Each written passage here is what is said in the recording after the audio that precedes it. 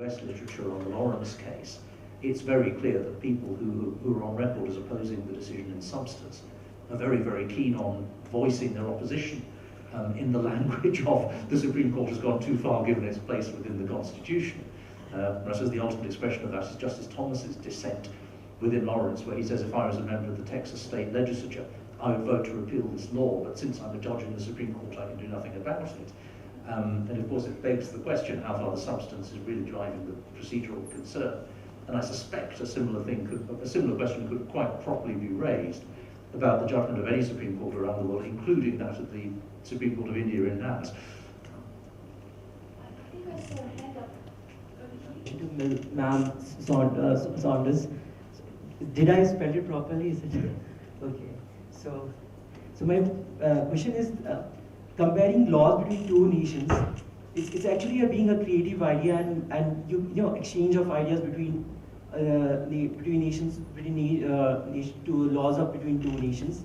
I think it's particularly give a lot better growth to a laws when you say it in context of, let's say, in the intellectual property laws or arbitration laws. But wherein in constitutional law, it's the birth of the constitutional law is itself in a very, it depends upon the social perspective, and the demographic and the lot of the factors that's helped to build a constitution of that country. So all I'm saying is, isn't it not correct that let the Indian constitutional law takes its own growth, its own time, not according to what the other nation of the country is taking its own changes. So am I correct? My views are correct? Well, yes and no. I mean, you're quite right that all the original literature about the problems of transplanting laws from one jurisdiction to another, much of that was developed in the context of private law. And those theorists, people like Kant, Freund and Watson, specifically said, we're not talking about public law, that's very difficult, that's very embedded in context and history and local politics and so on. All of that's true. We know that it's hard to do comparative public law, but we also know that it is going on all the time. Every constitution in the world today, with the possible exception of those two early sort of founding constitutions, are influenced by other constitutions. Judicial reasoning, whether the judges own up to it or not, draws upon world experience. So we've got to be conscious of this is the reality, and frankly, just doing stuff within our four walls, to use the once Singaporean phrase, will make us very parochial and cut us off from a whole lot of really interesting ideas. The challenge for us is to do it consciously and properly. The core idea itself, isn't the affecting the core idea of itself the core idea of what the Constitution was developed? Not necessarily. I think you can have your cake and eat it too if you do it properly. I think we have a question here now.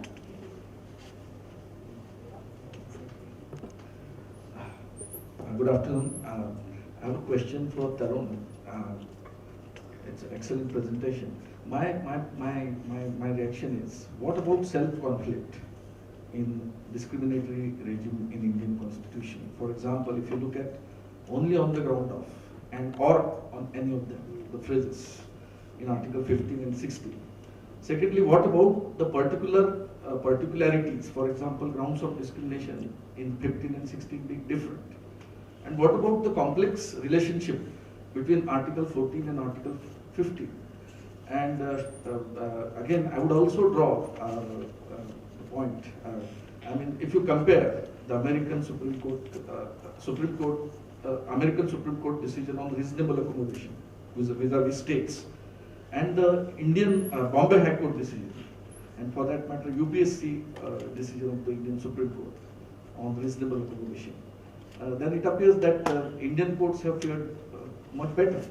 So don't you find that this is complex, and therefore we cannot perhaps look at Indian discrimination law from the prism of comparing to constitutional law? Will it be simplistic because of the particularities and distinct semantics of the discrimination regime under Indian Constitution? Thank you. That's very interesting. There's a lot of questions. I'm not sure I can answer all of them now. But let me answer the broad question first, which is that, and it's in some way that repeating Cheryl's response to the previous question, which is yes, Indian law is complex and has its own indigenous growth, but that does not mean comparative law is not useless. I think you are absolutely right on disability. Now, it's because my time was running out, I could not really talk about the disability discrimination dimension. I think that's been, and of course there are huge problems with the Disability Discrimination Act and the recent bill that's being discussed. It sounds like an improvement, but I haven't looked in detail to see how much of it. But that is a success story in Indian discrimination law, to the extent that you have a civil law regime to deal with private discrimination in certain limited contexts. And that must be part of the story when told in full. So you're right about that. I think, but that does not, I don't think, is a sufficient answer to the pathologies in the Indian system that I identified. On your particular questions, the tension between only and or any of them is absolutely a key one. The Supreme Court has taken only very seriously in Article 15.1 and has more or less ignored or any of them, as if it wasn't part of the clause at all. That is the short answer, and basically it's the use of the word only that the court has relied upon to use a highly deferential standard. Every sex discrimination case that goes to the court says this is not only on the ground of sex, this is also because Indian women bear child caring responsibilities or don't necessarily work. Yeah, that was the reason why sex discrimination was prohibited in the first place, right? So the way the word only has been read is to emasculate Article 15 from its potential. Just a quick word on one of the other questions that you raised on the 14 and 15 relationship. Just a little piece of information on the drafting history. So when I mentioned there was the slaughterhouse cases in the US which brought equality and non-discrimination together, I think the specificity and the chanceness of that interaction must not be lost sight of. The draft Indian Constitution did not put 14 and 15 together. 15 was an independent Article 9, which is a self-standing guarantee on discrimination. That is what the framers mainly debated in the Constituent Assembly. 14 was the second part of what is today Article 21 in another part of Part 3. It was an afterthought to put them together, and I fear it was an afterthought after some conversations with an American constitutionalist that put them together, right? So today, what we have is 14 has expansive deferential jurisprudence, 15 is a facet that doesn't do very much if it does anything. So that's a response that I suppose I could give in the short time available. Thank you. Now we have a number of questions. Firstly, the young man here, and then afterwards, please, and then here, then this is after that. So you can take them in order. If your question relates directly to the question that comes before you, could you please let me know, and then we'll try and take them together. Hi everyone, my name is Yasser Abbas and I'm a PhD candidate here at NLU Delhi. We have this concept in India that judges cannot make laws, and once they engage in cross-border constitutional dialogue, there's a tendency that they may incorporate a new legal doctrine within our constitutional jurisprudence. And by virtue of doctrine of precedent, it also becomes the law of the land. And the problem is that since judges here are not elected, this incorporation of new legal doctrine lacks the democratic legitimacy, unlike a law made by the legislature. So that's one question that I've always tried to answer but failed to. So maybe the panel, anyone from the panel can help me figure it out. Thank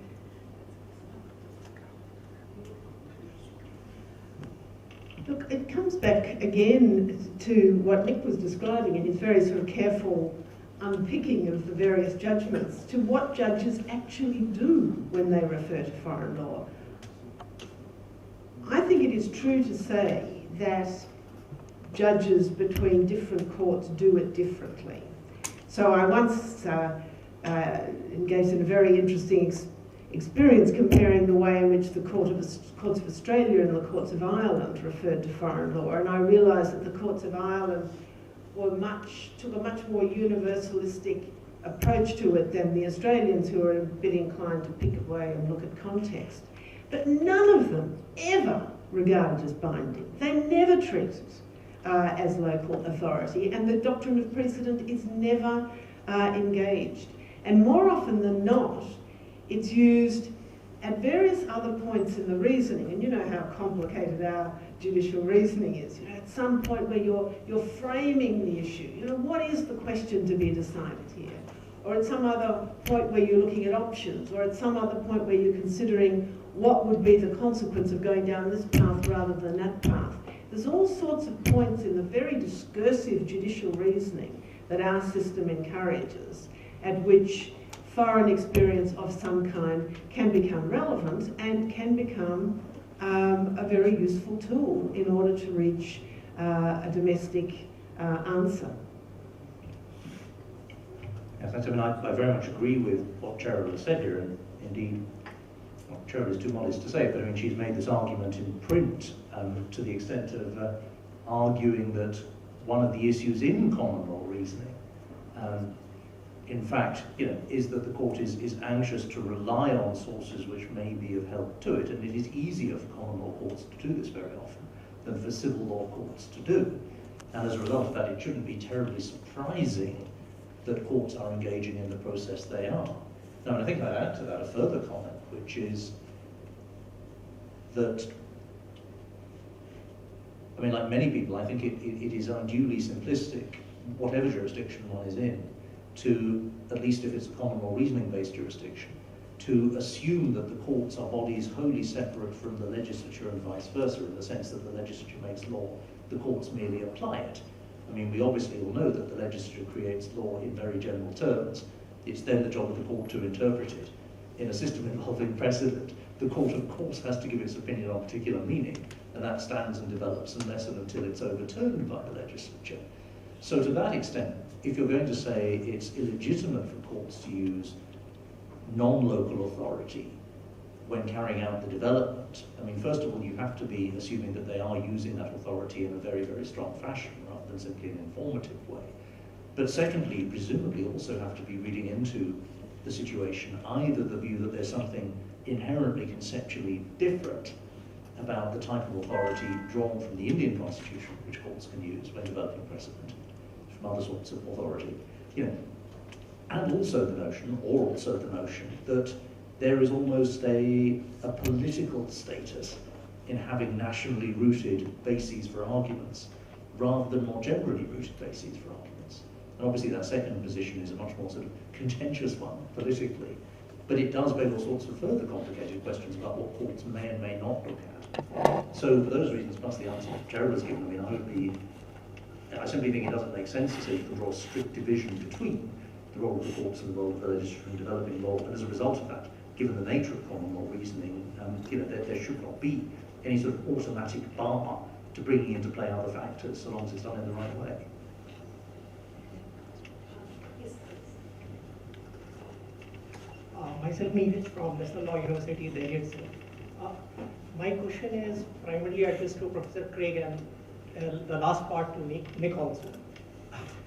What do you understand that most of the nation states, when they undertook the task of framing constitution and all that, the primary document, in spite of recognition of many secular rights, there were certain things which were treated as non-negotiable, and rights were subjugated to that. That is, some kind of carving out was done.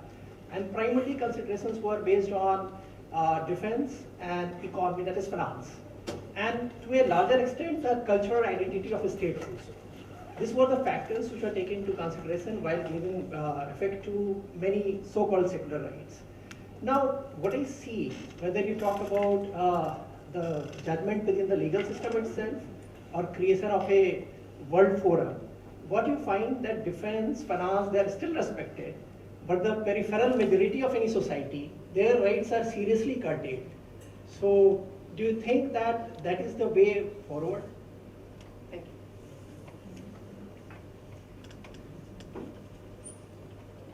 I'm not sure that's really my question,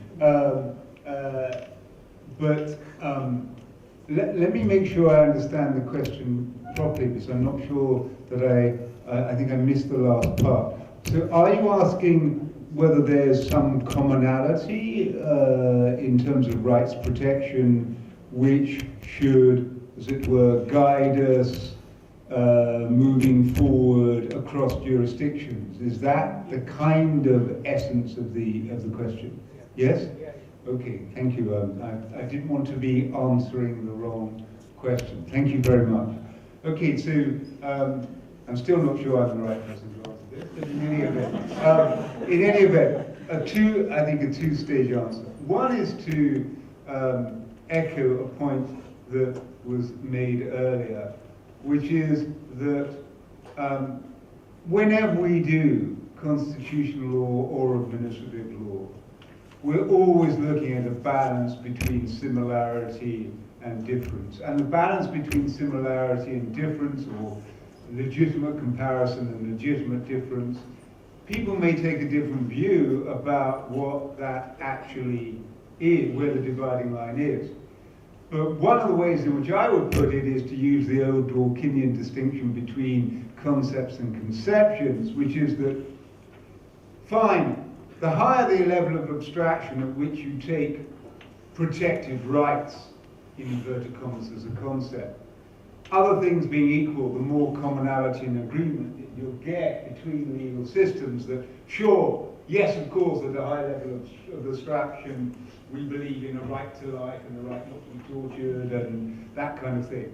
The more detailed you get into the more particular conception of freedom of speech, the more particular conception of discrimination, the more particular conception of freedom of association, the more room you get for difference of opinion and legitimate difference of opinion, which may be grounded in the culture and traditions of that particular society. So I think that would be my take. We can still, I agree with everything that was said in relation to the answer to the previous question about our capacity to learn from and draw inspiration from other legal systems, albeit in a measured way without in any sense taking it as precedent. And I agree, I'm one of those people also. I'm not a sort of radical pluralist. You get some people out there arguing that, well, there's no way in which any legal system can really borrow anything from any other legal system. I don't buy that at all. Nor do I buy the idea that in some way there are, you get another version of radical pluralism which says, oh, well, all these are just Western values. I don't believe the people that the idea that you shouldn't be tortured is a particular Western value. I think if you actually ask people in any part of the country, in any part of the world, do you want a midnight knock at the door? They'd say absolutely not. No, of course we don't want a midnight knock at the door, and we don't want a police state, and we don't want people pulling out our fingernails. So, the idea, that kind of radical pluralism which says, values and rights which we regard as a cornerstone of a liberal democracy are somehow untranslatable and untravelable, I think is a fiction. But at the same time, once you move from concepts to conceptions to more particular detailed conceptions of the rights involved, you get more room for legitimate difference. Sure, yes, just a couple of things, really. Certainly like Paul, I'm certainly not in any sense a believer that, yes, things can't be, that there aren't certain things which we all have in common, as it were. Equally, I don't believe that there are sort of rigidly defined common norms down to the very last level of detail that would apply taking societies forward across the world. Clearly there has to be room for interpretation. But then it is, as Paul was saying, always a matter of degree. I mean, I think what's interesting here, say if we think about the position in the United States for a moment, is even Justice Scalia, who obviously doesn't like non-US evidence or authority coming into play when talking about the interpretation of the US Constitution, was perfectly willing to accept, in a dictum in a case called Prince and Mack against the United States, that while it was inappropriate to the task of interpreting the Constitution to use European case law, it was of course quite relevant to the task of writing one, which is, fine, a fairly bland statement, but clearly at least he is acknowledging that countries, when they are established or when they draw up constitutions as a fundamental statement, are likely, just as an empirical fact, to rely on values drawn from elsewhere as well as from domestically evolved notions. So if somebody is sceptical as Scalia is taking that into account in the drafting of constitutions, clearly that would suggest there is some room for commonality. Just on the point about interpretation, though, I think an interesting issue there would be, unless we are shifting back to the position which once prevailed in common law jurisdictions, of assuming that interpreting a statute or interpreting the common law just meant reading the text and trying linguistically to deduce what the terms in the text meant. Unless we're going back to that very, very artificial way of thinking about how we do things when we interpret, then the ability to block a wide range of ideas coming before the court is presumably pretty narrow. So in that sense, it is probably more reasonable to expect that the court will take into account a wider range of ideas, values, etc., just because all of those things are out there in society. And it's inevitable, it means it has in the NAS Foundation case, that the council concerned will come along and present them to the court. Can I just add another point that was prompted by Nick's observations about Justice Scalia?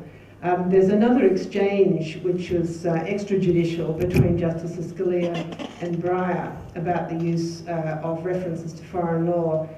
Justice Scalia being a foreign law skeptic, as you know, Justice Breyer being someone who's prepared to use it. And in the course of this exchange, Justice Scalia says, well, of course look at foreign law, just don't say so.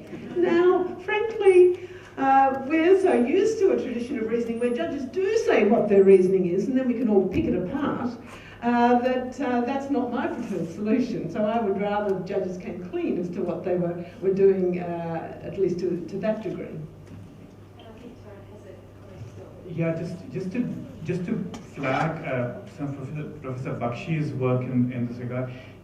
There is also an Indian story to tell you where there is, in India, the idea that we should not look outside for ideas and inspirations is a particularly un-Indian idea, that India itself has had a long tradition, colonial and post-colonial, and the transition of looking and borrowing, and of course, how you do it, where you look, how much you look, has been long debated, but India has been involved in the framing of these universal declaration norms, which gives even less credence to the idea that Paul was attacking, that these are Western norms, etc. So apart from the general comments that have been made, it's particularly untenable in the Indian context. We have a question here.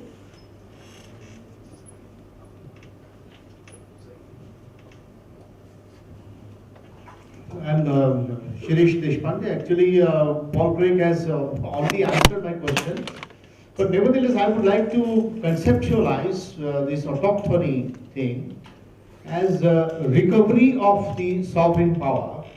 To look at the situation where, for example, the Bills of Rights are almost globalized, and the regional experience in European Court on Human Rights and European Court of Justice is another example of regionalization of human rights. So there is some kind of shifting of sovereignty from the national legal system to the supranational legal system. So I think this this particular autonomy principle which you are talking about, first of all, it is a recovery of sovereign power, and secondly, through that assertion of power might be to identify or to develop some identity of your own. This is my comment. Thank you. I think we have a question which is identified as being the same vein. So I'm sorry, Professor Singh, so patiently waiting here.